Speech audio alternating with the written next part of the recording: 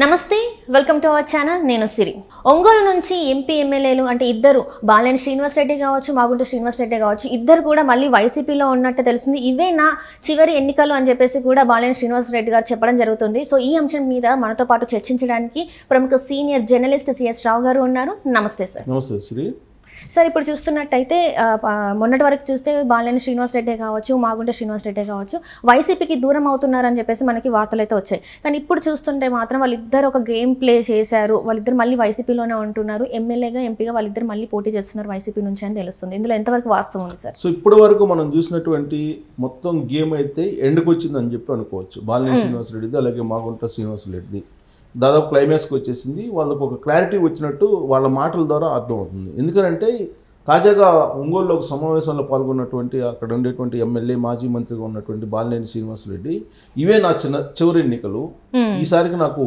ఓటేయండి అనేటువంటి ఒక క్యాంపెయిన్ మొదలుపెట్టారు అంటే దాని అర్థం ఏంటంటే ఒంగోలు నుంచి ఆయన పోటీ చేయబోతున్నారు ఇప్పటి వరకు జరిగినటువంటి ఎపిసోడ్ మొత్తం ఇక ఆగిపోయినట్టని ఎండింగ్కి వచ్చినట్టని భావించాల్సి ఉంటుంది ఆయన మాటల ద్వారా ఆయన ఏమంటున్నారు చివరి ఎన్నికలు నాకు ఇవి చివరిసారి ఇంకా నేను ప్రత్యక్ష ఎన్నికల్లో పార్టిసిపేట్ చేయను నా తర్వాత నా కుమారుడు వస్తారు బట్ నాకైతే చివరి ఎన్నికలు ఇవే 2024 ఎన్నికలు అని చెప్పి ఆయన ప్రచారం చేస్తున్నారు అని అంటే వైఎస్ఆర్ కాంగ్రెస్ పార్టీకి సంబంధించిన అధిష్టానం ఖచ్చితంగా అతనికి పోటీ చేయడానికి అనుమతించినట్టే మనం భావించాల్సి ఉంటుంది ఒకటి రెండు మాగుంట శ్రీనివాసరెడ్డి ఎంపీగా పోటీ చేస్తేనే తాను పోటీ చేస్తానని చెప్పి ఒక కండిషన్ జగన్మోహన్ రెడ్డి దగ్గర పెట్టారని చెప్పి ఇటీవల కాలంలో వచ్చినటువంటి ఒక న్యూస్ అయితే ఆయన మాగుంట శ్రీనివాసరెడ్డి గురించి కూడా చెప్పారు ఏం చెప్పారు మాగుంట శ్రీనివాసరెడ్డి కూడా ఎంపీగా పోటీ చేస్తారు నేను ఎమ్మెల్యేగా పోటీ చేస్తాను నాకైతే ఇవే చివరి ఎన్నికలు అని చెప్పి ఆయన సరికొత్త స్లోగన్ తీసుకున్నారు అంటే ఇక్కడ వైసీపీ ఓడిపోతుందని వీళ్ళకి ముందే తెలిసి ఇలాంటివి మన స్లోగన్స్ చేస్తున్నారు సార్ ఎందుకంటే చాలా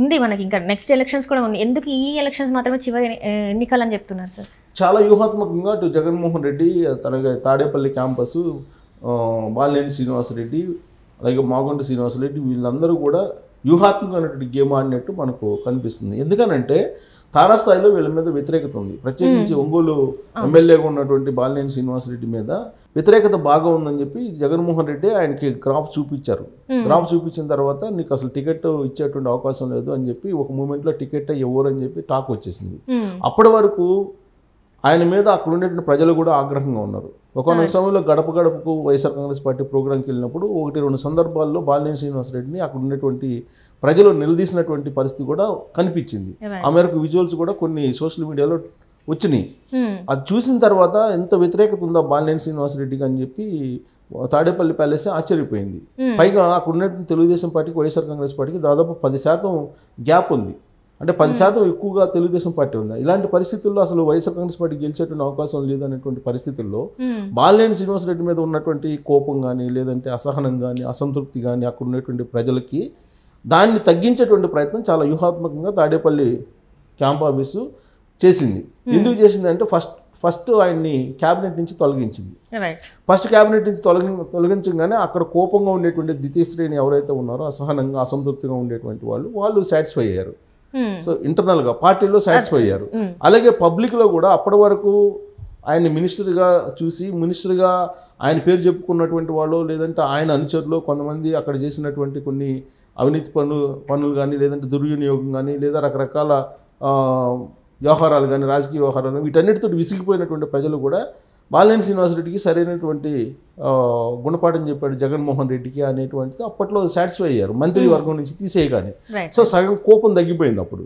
ఆ తర్వాత అసలు టికెట్ లేదు బాలినేని శ్రీనివాసరెడ్డికి అనేటువంటి లీకులు బయటకు వచ్చాయి దాంతో ఆయన మీద బాగా కోపంగా ఉన్నటువంటి వాళ్ళు కూడా సో ఇంతటితో ఇతని పైన అయిపోయింది కన్నా రాజకీయంగా బాలినేని సమాప్తం అని చెప్పి చాలా మంది సాటిస్ఫై అయ్యారు అప్పుడున్నటువంటి కోపం కూడా తగ్గిపోయింది సహజంగా ఏంటంటే మానవ సహజం కోపంగా ఉంటారు కోపంగా ఉన్నప్పుడు ఏమవుతుందంటే ఆ క్షణానికి కోపం ఉన్నా కూడా ఆ తర్వాత జరిగేటువంటి పరిణామాలతో కొంచెం కూల్ అయిపోతుంటారు సో అలాగే ఇప్పుడు మానసికమైనటువంటి రాజకీయ గేమ్ ఆడారు వైఎస్ఆర్ కాంగ్రెస్ పార్టీ ఒంగోలు కాన్స్టిట్యున్సీకి సంబంధించి సో ఆ మానసికమైనటువంటి గేమ్లో అక్కడ ఉండేటువంటి ప్రజలు చల్లారిపోయారు అనేది ఇప్పుడు వైఎస్ఆర్ కాంగ్రెస్ పార్టీ అధిష్టానం ఒక నిర్ధారణకు వచ్చింది దాంతో రీసెంట్గా జగన్మోహన్ రెడ్డితో కలిసినటువంటి బాలినేని శ్రీనివాసరెడ్డి దాదాపుగా క్యాంప్ ఆఫీస్లో 1.5 గంట పాటు అక్కడే ఉన్నారని చెప్పి అంటున్నారు.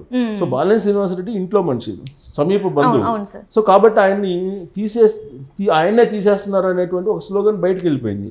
అంటే మిగతా వాళ్ళు ఎలాగో మిగతా వాళ్ళు మనల్ని తీసేసేది వాళ్ళ సొంత బంధువుల్ని తొలగిస్తున్నారు కదా అనేటువంటిది ఒకటి తీసుకెళ్లారు. రెండోది ఏంటంటే బాలినేని శ్రీనివాసరెడ్డి మీద కోపం ఏదైతే ఉందో అక్కడ ఉన్నటువంటి ప్రజలకు దాన్ని తగ్గించేటువంటి ప్రయత్నంలో సఫలీకృతం అయ్యారని చెప్పి చెప్పొచ్చు మనం ఈ మొత్తం పరిణామాలను కనుక చూస్తే. At the same time Magonda శ్రీనివాసరెడ్డికి డోర్స్ క్లోజ్ అని చెప్పేసారు జగన్మోహన్ రెడ్డి. రీసెంట్ గా కూడా లాస్ట్ మీట్ లో జగన్మోహన్ రెడ్డిని కలిసిన సందర్భంగా బాలినేని శ్రీనివాసరెడ్డికి నీ గురించి మాట్లాడు, నీకు అడ్జస్ట్ చేస్తాము, బట్ బాలినేని శ్రీనివాస్కి అయితే అతనికి అడ్జస్ట్ చేస్తామని చెప్పారు. బట్ మాగొండ శ్రీనివాసరెడ్డికి మాత్రం డోర్స్ క్లోజ్ అని చెప్పి బాలినేని శ్రీనివాసరెడ్డికి చెప్పినట్టు న్యూస్ వచ్చింది. సో అక్కడ మాగొండ శ్రీనివాసరెడ్డి లేకపోతే నేను పోటీ చేయను అనేది ఆయన చెప్పుకొచ్చారు. దాంట్లో కూడా రాజకీయపరమైన కోణం ఉంది. అంటే తనని సైడ్ చెప్పించడానికి దీని ఒక గేమ్ ప్లే చేసినట్టు అనుకోవచ్చు. ఎందుకంటే సైడ్ కాదు, మాగొండ శ్రీనివాసరెడ్డికి సపరేట్ గ్రూప్ ఉంది, సపరేట్ అభిమానులు ఉన్నారు. బాలినేని శ్రీనివాసరెడ్డికి సపరేట్ క్యాడర్, సపరేట్ అభిమానులు ఉన్నారు. ఇక్కడ మాగొండ శ్రీనివాసరెడ్డిని కాదని ఆయన గనక బరిలోకి దిగితే మాగొండ శ్రీనివాసరెడ్డి అభిమానులు క్యాడర్ సహకరించడానికి అవకాశం లేదు. అందుకని చెప్పేసి మాగొండ శ్రీనివాసరెడ్డికి ఎంపీ టికెట్ ఇస్తేనే నేను కూడా ఎమ్మెల్యేగా పోటీ చేస్తానని చెప్పినట్టు బాలినేని ఒక న్యూస్ బయటకు వచ్చింది. లీక్ అనుకోవాలి దాన్ని. రాజకీయాల్లో ఎప్పుడు కూడా ఏంటంటే వాళ్ళకి అనుకూలమైనట్లు లీక్లు ఇస్తూ ఉంటారు మీడియాకి, అవి స్ప్రెడ్ చేస్తూ ఉంటారు. స్ప్రెడ్ అయిన తర్వాత ఒపీనియన్ తీసుకుంటూ ఉంటారు, నిఘా సంస్థల ద్వారా లేదంటే సర్వేల ద్వారా తెలుసుకుంటూ ఉంటారు. అలాగే ఇప్పుడు బాలినేని శ్రీనివాసరెడ్డి ఏంటి, మాగొండ శ్రీనివాసరెడ్డికి కూడా ఎంపీగా పోటీ చేసేందుకు ఒంగోలు నుంచి అవకాశం ఇవ్వాలనేది ఒక కండిషన్ పెట్టారు. దానికి జగన్మోహన్ రెడ్డి నో అన్నారు. అయినప్పటికీ బాలినేని శ్రీనివాసరెడ్డి భీష్మించి కూర్చున్నారు. ఆ తర్వాత ఒంగోలులో ఇళ్ల పట్టాలకు సంబంధించినటువంటి అంశాన్ని కూడా మొత్తం తేల్చాలి, ఇళ్లకు సంబంధించినటువంటి అంశాలని, దానికి సంబంధించిన నిధులు ఇవ్వాలని చెప్పి ఏదో కండిషన్ పెట్టాడు. అవన్నీ తీసుకొచ్చిన తర్వాత నేను పోటీ చేస్తాననేది ఆయన కండిషన్ పెట్టారు. సో ఆ కండిషన్ని ఫుల్ఫిల్ చేశారు జగన్మోహన్ రెడ్డి. సో కాబట్టి నియోజకవర్గ వ్యాప్తంగా కొన్ని వేల మందికి ఇళ్ల పట్టాలు వచ్చేస్తున్నాయి, ఇళ్ల పట్టాలకు తర్వాత ఇళ్లకు సంబంధించిన నిధులు కూడా వచ్చేస్తున్నాయి. కాబట్టి నేను సాధించినటువంటి విజయము, నేను ప్రజల కోసం నేను అధిష్టానాన్ని వ్యతిరేకించానని చెప్పుకునేటువంటి అవకాశం ఇప్పుడు బాలినేని శ్రీనివాసరెడ్డికి కలిగింది. మాగొండ శ్రీనివాసరెడ్డి పరిస్థితి ఏంటి, ఇప్పుడు తాజాగా పెట్టినటువంటి మీటింగ్లో ఒంగోలు కేంద్రంగా చేసుకొని మీటింగ్ పెడితే బాలినేని శ్రీనివాసరెడ్డి, దానికి మాగొండ శ్రీనివాసరెడ్డి అనుచరులు హాజరు కాలేదు. హాజరు కానటువంటి సందర్భంగా జరుగుతున్నటువంటి నష్టాన్ని నివారించుకునేందుకు మాగొండ శ్రీనివాసరెడ్డి కూడా రాబోయేటువంటి రోజుల్లో ఒంగోలు ఎంపీగానే పోటీ చేస్తారు, నేను ఎమ్మెల్యేగా పోటీ చేయబోతున్నానని చెప్పేసి బాలినేని శ్రీనివాసరెడ్డి చాలా క్లియర్గా అభిమానులకు చెప్పడం జరిగింది. అంటే ఇప్పటి వరకు నడిపినటువంటి ఒక మానసికమైనటువంటి డ్రామా ఏదైతే ఉందో, ప్రజలతో కూడినటువంటి మానసిక డ్రామా, దానికి ఎండ్ కార్డ్ పడిందని చెప్పి చెప్పుకోవచ్చు. దానికి ఎండ్ కార్డు వేస్తూ నాకు ఇవే లాస్ట్ ఎలక్షన్స్, మీరు ఈసారికి ఓటేయండి, ఆ తర్వాత మా కుమారుడు పోటీ ఉంటాడు అని చెప్పి ప్రజలకు తెలియజేస్తూ ఆయన ప్రచారానికి వెళ్తూ ఉన్నాడు బాలినేని శ్రీనివాసరెడ్డి. సో కాబట్టి ఇదంతా వ్యూహాత్మకంగా గత 5-6 నెలల నుంచి నడిపినటువంటి ఒక గేమ్గా అని చెప్పి అనుకోవచ్చు. క్యాబినెట్ 1లో ఆయన తొలగించడం, ఆ తర్వాత ఆయన్ని దూరంగా పెట్టినట్టు కనిపించడం, ఇవన్నీ కూడా ఆయన మీద ఉన్నటువంటి కోపాన్ని తగ్గించేటువంటి క్రమంలో ఒక గేమ్ ఆడారు, మైండ్ గేమ్ ఆడారు అని చెప్పి చెప్పుకోవచ్చు. ప్రజలతోటి సహజంగా ప్రత్యర్థి పార్టీలతో మైండ్ గేమ్ ఆడుతూ ఉంటాయి రాజకీయ పార్టీలు, కానీ ఇక్కడ ఒంగోలులో ఉండేటువంటి ప్రజలతోటి, ప్రత్యేకించి ప్రకాశం జిల్లా, ఒంగోలే కాదు ప్రకాశం జిల్లా ప్రజలతోటి మైండ్ గేమ్ ఆడింది వైఎస్ఆర్ కాంగ్రెస్ పార్టీ. దాంట్లో జగను, బాలినేని శ్రీనివాసరెడ్డి వీళ్ళు పార్టిసిపేట్ చేశారు, వాళ్ళు వ్యూహాత్మకంగా గేమ్ ఆడారు.